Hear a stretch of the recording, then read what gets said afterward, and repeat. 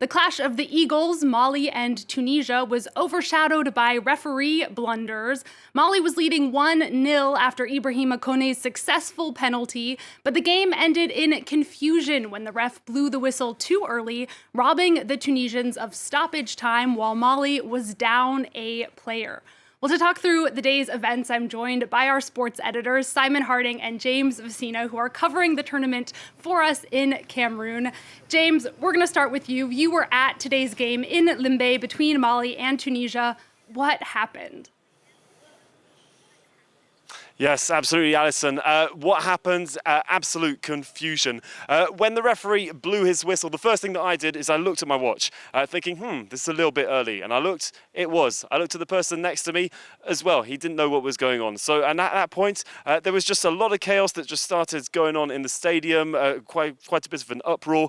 And then the game resumed. It resumed, but just for a few minutes again, before being stopped by the referee, what felt like a pretty early time. At that point, as you can imagine, the Tunisian side was very angry with members from the team and the coaches running onto the pitch, going to see the referee, demanding an explanation and just furious at what had happened.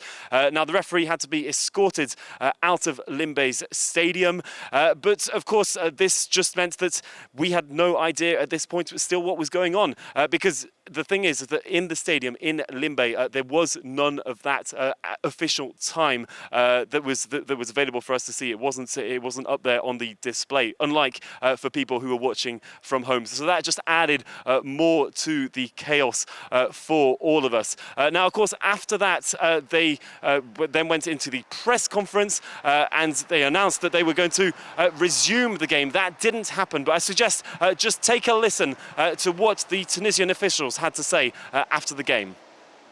He denied us practically 7 or 8 minutes of added time.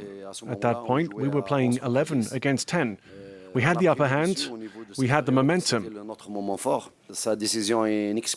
His decision is inexplicable. I can't understand how he made it. I guess we'll see what happens now. Look, I'm not sure that they had much of a chance of getting really back into the game because they really struggled today. But what's for sure is that Janny Sikazwe, the referee, he took that decision, a decision that baffled everyone. And you have to say, though, that the laws of the game when it comes to when you can start, when you can stop a game are very complicated. But in the end, it is the referee's decision. But the question, of course, remains is what is going to happen next? Well, we tried to speak to Patrice Motsepe after the game, the head of the African Football Federation. Unfortunately, we weren't able to get a word from him, but hopefully we'll hear from him in the coming days here on the channel on France 24, just to hear a bit about his reaction and what he believes that should happen and what the causes perhaps were.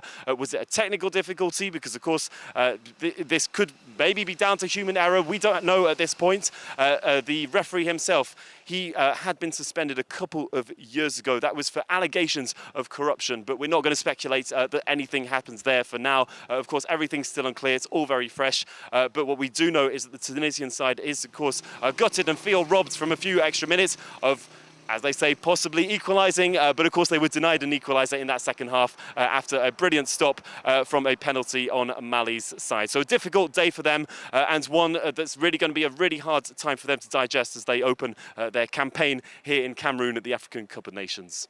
And James, you mentioned that we're waiting for a response from the African Football Confederation. Let's take a look at the bigger picture now with Simon. Simon, what does this mistake mean for African football's governing body?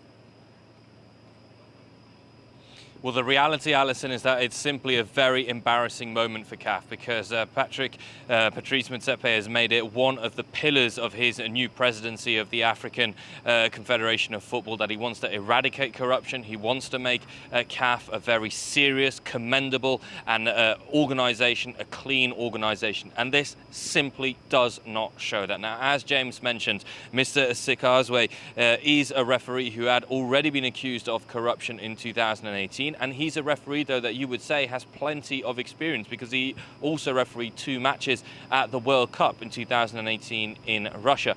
But this is simply not good enough for one of the biggest tournaments on the planet. Now, what we need to look at now is to see exactly what the reaction is going to be, because Tunisia have appealed the decision and want the match to be replayed. Of course, Mali aren't going to wait for that. And it puts CAF in a sticky position, because they're going to have to react quickly against one of the biggest, most powerful federations on the continent, which is Tunisia, and one of the rising confederations, which is Mali. And all in all, this is an image that will be played across the world. Social media is alight with the video of the referee stopping the game twice. And as former Cameroonian international player Patrick Mboma said, it is a very hurtful episode for African football.